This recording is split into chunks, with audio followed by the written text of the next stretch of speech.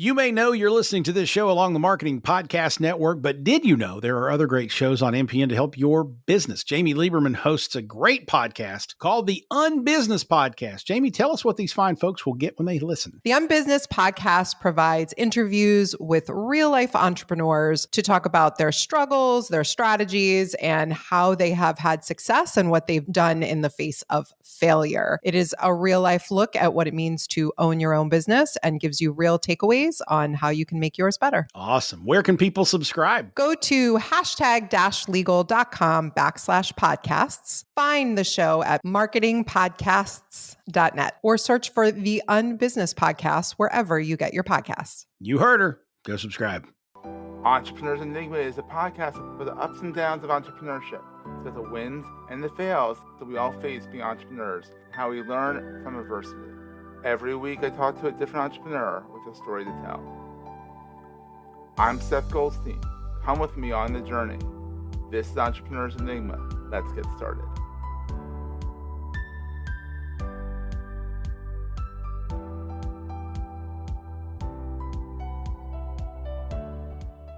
Hey everybody, welcome to another edition of the Entrepreneurs Enigma podcast. I'm your host, Seth. With me is my buddy Jim Shulman of Elsinore Associates. Thank you, Seth. It's a pleasure to be here. It is Elsinore Associates, correct? Elsinore Business Associates. Yeah, but, I knew there was another word in there. I was like, I know I missed a word. And Jim is also the proud host of a show. It's like a web TV bar conversation show too, right? Absolutely. I have a co-host and we have guests and have the kind of conversation you'd expect at a bar. Oh boy, that could be dangerous. Very. So Jim and I have known each other for a few years now. We are all in the same startup communities and whatnot. So Jim, you went to Johns Hopkins and you escaped rather unscathed. But how did you find your way into entrepreneurship? Well, when I graduated, I like to say that I had a double major in cannabis and coitus. There you go. With a minor in history, which meant that it was good for maybe applying to law school. Had about zero interest in that. So started selling things, sold polyester pants, sold China to college women, and stumbled into one position where I sold auto restoration tools via direct mail. Oh, wow. Remember that. Direct mail, I actually couldn't kind of think of it. Direct mail is coming back now. That it has. There are things that people will do where they want a piece of paper, meaning there's more to life than taking your smartphone into the smallest room in your house. Yeah. So what does Elsinore and Business Associates do for people now? Since 2000, I have exclusively coached entrepreneurs. But there's a subset, and then with experience, Seth, you find out where you're really happy, where things are productive. And in my case, it was entrepreneurs who were established already in the black. They had employees, or at least one full-time employee, and they had previously invested in themselves in some form, meaning they went to Dale Carnegie or Goldman Sachs 10,000 Small Businesses, or took Strategic Coach, which is a great program. Okay. And they worked with me because they had at least one major issue they needed to resolve, and they already knew the answer. They just wanted to get it done. The people I work with are smart people who figured out how to make their way in the world and not have to be financially dependent upon others. Have you always been an entrepreneur, or did you ever do any 9 to 5 with a company, or is it always I been did you? a 9 to 5 for years. Yeah. Though what was interesting is that it was a startup, and essentially I had free reign as long as I made the company money. So as I like to think of it, is came up with some interesting ideas. Some worked better than others. Wound up having to have a staff of, I think at its height, about 15 or 20 people. Oh, wow. Hated, with a capital H, managing. Yeah. Thought I was the worst manager who ever walked the face of the earth, mainly because I didn't care. I just tell people this is what we need and go have a good time. Bother me if there's a problem. More of a hands-off manager, yeah. Yeah, and I found out later that it worked, and the people who had worked with me liked it. Evidently, that's a rarity among bosses of somebody who doesn't really want to get involved in the details, but just tell me what you've succeeded accomplishing. Nowadays, people are with a great resignation. And mostly companies are saying, oh, work-life balance is important. Understanding that you can't do your business without your employees, and you better treat them right. Well, I came to it with a different perspective. And of course, years ago, you didn't hear the term work-life balance. Mm-hmm. I was inspired by the conductor Leopold Stokowski, Oh, who created what the Philadelphia Orchestra became as one of the great orchestras in the world. yep. And he came up with an idea called free bowing, which was prior to that point in the violin section. All of the players had to follow the strokes of the leader or the concertmaster, as the Oh, person's called, that'd in be exactly difficult. the Yeah. same way. So it looked beautiful, like Mm-hmm. everybody up at the same time and down at the same time. And what Stokowski said was, I don't care how you bow as long as you get the sound. So if some of you were bowing at the top and some have come down lower, I don't care what it looks like. And Mm. that was the key for the beginning of what's been known as the Philadelphia sound.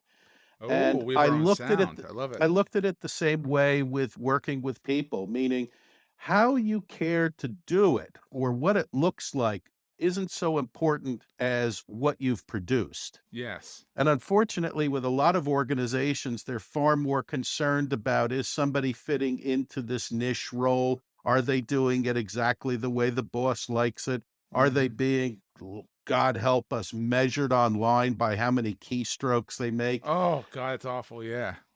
And my thought is, if you leave somebody alone, in like Stokey, I only care about the sound that happened afterwards, Mm-hmm. not how it was being produced. We're going to take a quick break, hear from our sponsors, and get right back to the show. You may know you're listening to this show along the Marketing Podcast Network, but did you know there are other great shows on MPN to help your business too? Caroline Kay hosts a great podcast called Snippets of Genius. Caroline, tell us what these folks will get out of listening. Snippets of Genius is a light-hearted business podcast with some brilliant insights into how you can attract and cultivate success. In each episode, I have an inspiring conversation with genius guests from the worlds of business development, marketing, design, and wellness. Each of them share their ballsy, daring moves to burst business opportunities wide open. Every episode is designed to give you as much value as possible so you can decide, define, and develop anything you want in your career or business. Hard to turn that down. Where can people subscribe? They can come on over to my website, which is www.carolinekay.co/podcast, or find the show at marketingpodcast.net, or search for Snippets of Genius wherever you get your podcasts. You heard her. Go subscribe. That makes total sense. So what is the best thing about entrepreneurship in your mind versus being a cog in the wheel? The people who are typically entrepreneurs would not survive in an office Mm-hmm. because they wouldn't put up with the horse shit of an office. I found, for instance, after I no longer had the authority to do what I was doing, mainly because the revenue started to drop, Mm-hmm. that I needed to be in a place where I created the business and I called the shots. I was not going to thrive very well with a boss, for instance. Yeah. The people that I tend to find are the ones who were vulnerable at some point in their early life and felt they never wanted to be vulnerable again. And vulnerable basically meant that they were dependent financially on another person and had to do what that person wanted. Ooh, that's never good. So the point is, if you make enough money, you can basically live by your own rules, so long as you're not breaking federal law and wind up in prison or something like Yeah. that. Or you learn the And hard way and that's what happens. yeah, well, or you're in politics in Philadelphia, Yeah, which go is figure, yeah. sometimes considered inevitable. But in this case, it's if I make enough money, I can determine what I'm going to do and how I'm going to do it. And that reaction to the instability that they had gone through as a youngster or having their world overturned is a huge motivator among entrepreneurs. Oh, absolutely. And what's the scariest thing, in your opinion? The scariest thing? Yeah. Being alone, loneliness. It is, the cliche, it's lonely at the top is true. And many entrepreneurs are faced all day with people who depend upon them financially in some Yeah. way, shape, or form. And ultimately, I feel alone at the top of this organization. And Mhm. people are constantly asking me, what do I do? How do I do this? What do you want this to be like? And so forth. And feeling that way, especially when the decisions come to you as the entrepreneur, is a very lonely feeling. It is. It is. And so, what's the most important thing you carry with you all the time? A sense of humor, You definitely have a very good sense of humor. I can attest to that. because if you can't laugh at the garbage that life throws you, it's basically just going to run you over. It's so true. I like you just gotta laugh. Sometimes it's so terrible what happens that you just have to laugh and say, "Wow, that was absurd." Well, I heard a presentation this weekend by a fellow who runs a large convention, and he said that the first convention he ran, they had the plenary session and they had several people on the dais talking, and he was one of them. And this man came up and asked for the microphone, and he said, I was young and dumb. So I handed them the microphone, and it turned out, as he put it, either he was on drugs or needed to be on drugs Oh no! and was completely irrational and ranting and so forth. And he claimed that, uh, the Martians were out to get them or I was something. a And schizophrenic, most likely. Yeah. yeah, and he threw about $1,000 in $20 bills at the audience. Mm. And then he stormed out through the center aisle, and there was one person in the audience and raised his hand and said, "He just gave me another wad of 20s that roughly adds up to $500 and told me about communicating with the outer space," or something like that. Honestly, if he wants to talk to me and give me $500, I'll listen. Well, what was interesting with this group is that everybody collected the money and they gave it to the organization, which went to a charitable purpose. Oh, that's awesome. And it was that sort of, I'll just say it's that sort of vibe within the group. But when you talk about somebody having to deal with something as an entrepreneur, what do you do if a random crazy, enters the room? I know. And especially in the podcast realm, when you have someone on your podcast and nothing goes right, the system breaks and all that, you have to laugh. You can't like take it too seriously and say, "Oh my God, the world's coming to an end." You know what you do? You apologize. You say, "Let's re-record at your next available time. I'm so sorry for the breakage here," and you roll with the punches. I mean, if you don't do that, you're going to drive yourself nuts. Or sometimes you really have to think fast. For instance, Seth, I Mhm. was on a podcast about 2 weeks ago, and the podcaster had it go out live through LinkedIn. Oh And boy.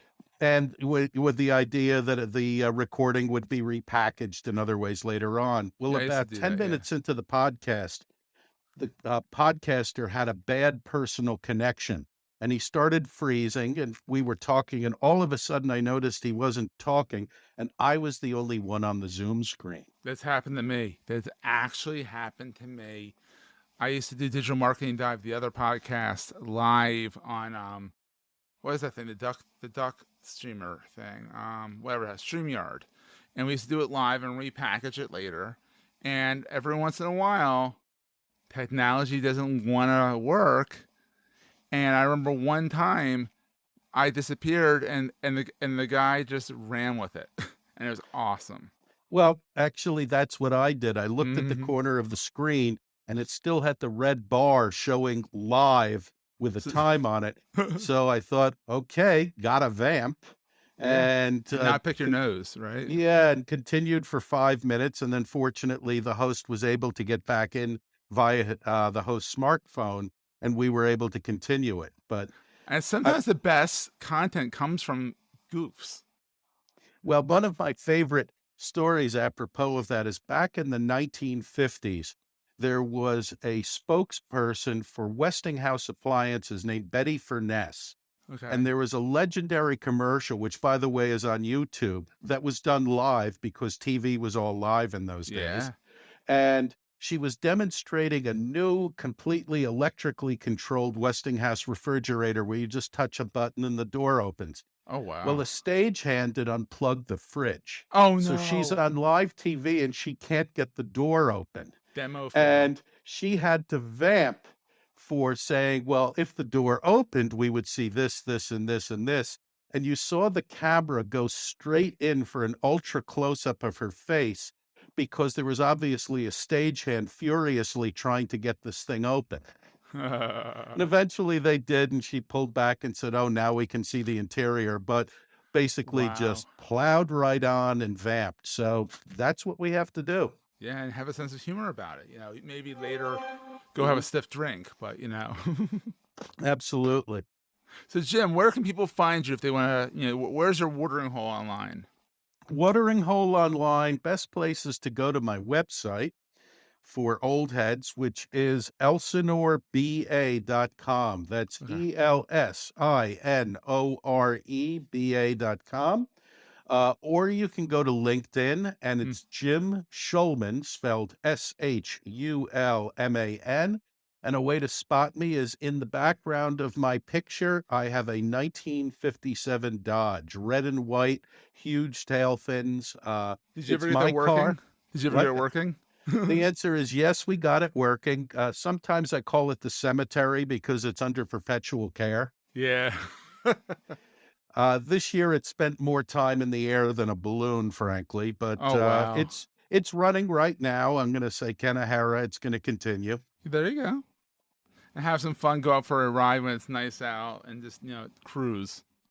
We love cruising, and one of the things that we did was I went online and you can get car horns that make virtually any sound. Oh, that's fun. So we found a horn that does a cow moo. Oh, no. And sometimes we'll get to an intersection or there will be kids or whatever, and we moo the crowd. Oh, you move the crowd. Instead of move the crowd. That's awesome. What we also found, too, is that we've all been in traffic where somebody's in front of us or walking in front of the car. And if you hit their horn, they're going to be annoyed, or they might even get angry at you. Nobody gets angry if you moo at them. No, they get startled and they start laughing. Exactly. And you get the same effect. They get out of the way and you continue. But you moo at them. That's awesome. Or dog bark even, like woof, woof, woof. Mm-hmm. That might actually frighten them and then make them pee their pants. Yeah, cows are just funny. Oh, cows are awesome. I love cows. On that note, Jim, thank you so much for being on the show. This has been so much fun, and we'll see everyone next week. And thank you for inviting me. I had a wonderful time. It's always fun with you, buddy. That was a great show. Hey, if you're enjoying Entrepreneurs Enigma, please give us a review on the podcast directory of your choice. We're on all of them. And these reviews really help others find the show. Also, if you're getting value from the show and want to buy me a coffee, go to the show notes and click on the link to help me stay awake while I bring you more great episodes to your ears. That's in the show notes, and I look forward to the next episode. Take care, guys.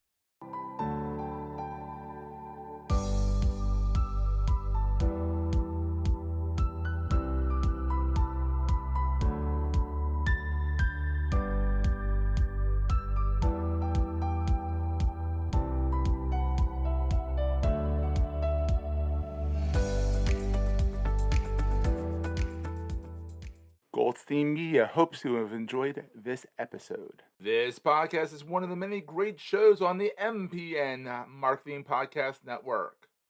You may know you're listening to this show along the Marketing Podcast Network, but did you know there are other great shows on MPN to help your business? Kevin Hunt is one half of a great podcast called Hansen and Hunt on MPN. Kevin, tell us what these fine folks will get out of listening. Hansen and Hunt is a place for marketers and communicators for brands, companies, and organizations of all kinds to stay on top of industry news and trends. Eric Hansen and I discuss things that make them think, things that help them do their jobs better, things that help them hopefully show up smarter with the boss. We are a monthly show, and we've been at it since 2014. Awesome. Where can people subscribe? Their preferred podcast app, of course, or head to hansenandhunt.com or follow our show at marketingpodcast.net. You heard him, folks. Go subscribe. This podcast is heard along the Marketing Podcast Network. For more great marketing podcasts, visit marketingpodcasts.net.